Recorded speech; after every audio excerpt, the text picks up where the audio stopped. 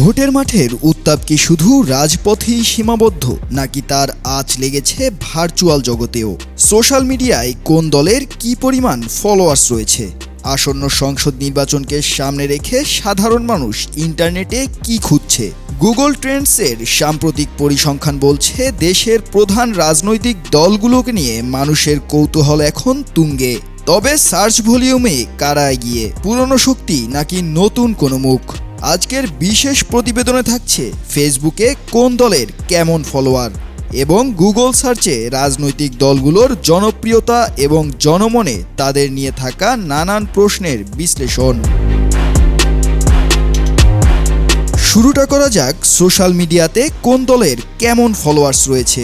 সামাজিক মাধ্যমে ফলোয়ার সংখ্যায় এগিয়ে রয়েছে বাংলাদেশ জাতীয়তাবাদী দল বিএনপি। দলটির অফিসিয়াল ফেসবুক পেজে রয়েছে 4.73 মিলিয়ন ফলোয়ার্স। এছাড়া বাংলাদেশ জামায়াত ইসলামীর অফিসিয়াল ফেসবুক পেজটিতে রয়েছে 3 মিলিয়ন ফলোয়ার্স। ন্যাশনাল সিটিজেন পার্টির পেজটিতে রয়েছে 1.4 মিলিয়ন ফলোয়ার। অন্যদিকে ইসলামী আন্দোলন বাংলাদেশের অফিসিয়াল ফেসবুক পেজে রয়েছে 1.6 মিলিয়ন ফলোয়ার্স। এছাড়াও গণ অধিকার পরিষদের ফেসবুক পেজে রয়েছে 99,800 ফলোয়ার্স। এবার ফেরা যাক গুগল সার্চে এগিয়ে রয়েছে কোন দল এই প্রসঙ্গে।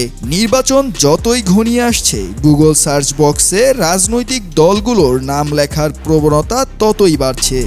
নির্বাচনী প্রচারণা শুরু হওয়ার পর থেকে গুগল ট্রেন্ডসের ডাটা বিশ্লেষণ করলে দেখা যায় সার্চ ভলিউমের দিক থেকে বেশ হাড্ডাহাড্ডি লড়াই চলছে। গুগল ট্রেন্ডসের তথ্য অনুযায়ী নির্বাচনী প্রচারণা শুরু হওয়ার পর থেকে এখন অবধি বাংলাদেশের প্রধান 4টি রাজনৈতিক দলের মধ্যে শীর্ষে রয়েছে বাংলাদেশ জাতীয়তাবাদী দল বিএনপি। বিএনপি সংক্রান্ত সার্চ কিওয়ার্ড যেমন বিএনপি, বিএনপির তারেক রহমান, বিএনপি বাংলাদেশ, বিএনপির জোট ইত্যাদি। এ সময়ে দলের প্রতি গুগল সার্চের গড় আগ্রহের হার ছিল 67%। দ্বিতীয় অবস্থানে রয়েছে বাংলাদেশ জামায়াত ইসলামী, যার প্রতি গড় আগ্রহের হার ছিল 45%। ব্যবহারকারীরা গুগলে সার্চ করেছেন জামাত, জামায়াতের, জামায়াতে ইসলামী, জামাত ইসলামী ইত্যাদি কিওয়ার্ড। তৃতীয় অবস্থানে আছে জাতীয় নাগরিক পার্টি এনসিপি, যাদের প্রতি আগ্রহের হার ছিল 11%। ব্যবহারকারীরা NCP, NCP Bangladesh, NCP full form ইত্যাদি কিওয়ার্ড ব্যবহার করছেন। চতুর্থ অবস্থানে রয়েছে ইসলামী আন্দোলন বাংলাদেশ, যার প্রতি আগ্রহের হার ছিল 4%। ক্ষমতাচ্যুত দল আওয়ামী লীগকে নিয়েও সার্চের কমতি নেই, তবে এই সার্চের ধরন কিছুটা ভিন্ন। মানুষ দলটির নির্বাচনী প্রচারণার চেয়ে তাদের নেতাদের বর্তমান অবস্থান, মামলা এবং আইনি পরিস্থিতি ইত্যাদি জানতেই বেশি গুগল করছেন। তবে নেট দুনিয়ার অ্যালগরিদম অনুযায়ী বলা যায় গুগল সার্চ ভলিউম মানেই কিন্তু ভোট ব্যাংক নয়।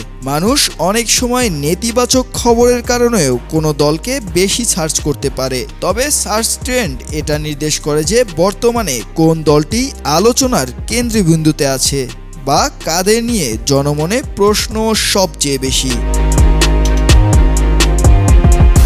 বিভাগভিত্তিক পরিসংখ্যানে দেখা গেছে ঢাকা ও চট্টগ্রামের রাজনৈতিক সার্চের পরিমাণ সবচেয়ে বেশি। তবে প্রত্যন্ত গ্রাম অঞ্চল থেকেও এবার রাজনৈতিক দলগুলোর ইশতেহার খোঁজার হার বেড়েছে।